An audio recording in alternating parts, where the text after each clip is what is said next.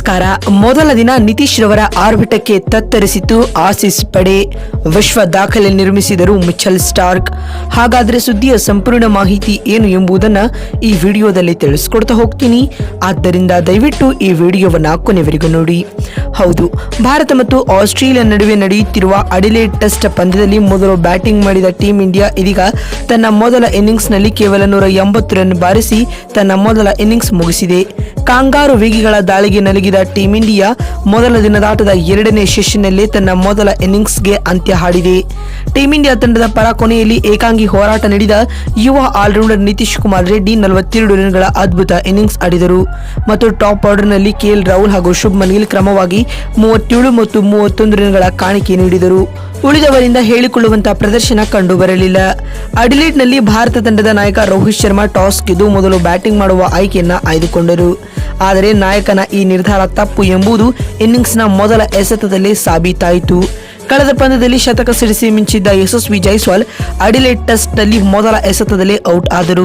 ಆ ಬಳಿಕ ಜೊತೆಯಾದ ಕೆಎಲ್ ರಾಹುಲ್ ಹಾಗೂ ಶುಭ್ಮನ್ ಗಿಲ್ ಜೊತೆಗೂಡಿ ಇವರಿಬ್ಬರು 2ನೇ ವಿಕೆಟ್ಗೆ 69 ರನ್ಗಳ ಜೊತೆಯಾಟವನ್ನ ಮಾಡಿದರು. ಆದರೆ ಕೆಎಲ್ ರಾಹುಲ್ ಔಟ್ ಆದ ಬಳಿಕ ಭಾರತದ ಇನ್ನಿಂಗ್ಸ್ ತತ್ತರಿಸಿ ಹೋಯಿತು. ವಿರಾಟ್ ಕೊಹ್ಲಿ ಬಂದ ಕೂಡಲೇ ಅತ್ಯಂತ ಕೆಟ್ಟ ಶಾಟ್ ಆಡುವ ಮೂಲಕ ವಿಕೆಟ್ ಕಳೆದುಕೊಂಡರು. ಮಿಚೆಲ್ ಸ್ಟಾರ್ಕ್ ರವರ ಎಸೆತದಲ್ಲಿ ಸ್ಲಿಪ್ ನಲ್ಲಿ ನಿಂತಿದ್ದ ಸ್ಟೀವ್ ಸ್ಮಿತ್ಗೆ ಕ್ಯಾಚ್ ನೀಡಿ ಕೊಹ್ಲಿ ನಿರ್ಗಮಿಸಿದರು.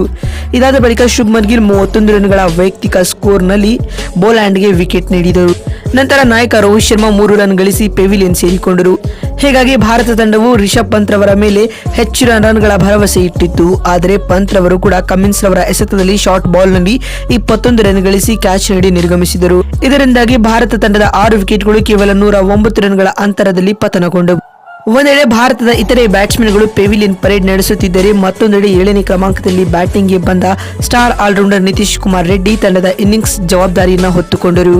ನಿತೀಶ್ ರೆಡ್ಡಿ ರವರು ತಮ್ಮ ಇನ್ನಿಂಗ್ಸ್ ನಲ್ಲಿ 3 6 ಹಾಗೂ 3 4ಗಳ ಸಹಿತ 42 ರನ್ಗಳ ಸ್ಫೋಟಕ ಇನ್ನಿಂಗ್ಸ್ ಆಡಿದರು. ನಿತೀಶ್ ರವರ ಈ 42 ರನ್ಗಳ ಕಾಣಿಕೆ ಇಲ್ಲದಿದ್ದರೆ ಭಾರತ ಇನ್ನೂ ಕಡಿಮೆ ಮೊತ್ತಕ್ಕೆ ಆಲ್ಔಟ್ ಆಗುತ್ತಿತ್ತು.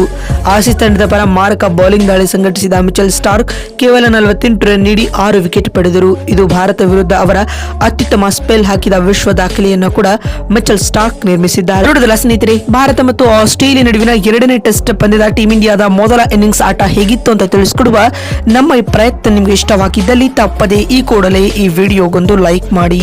ಮತ್ತೊಂದು ವಿಡಿಯೋದಲ್ಲಿ ಸಿಗ್ತೀನಿ. ಅಲ್ಲಿವರೆಗೂ ನಮಸ್ಕಾರ, ಧನ್ಯವಾದಗಳು ಬಂಧುಗಳೇ.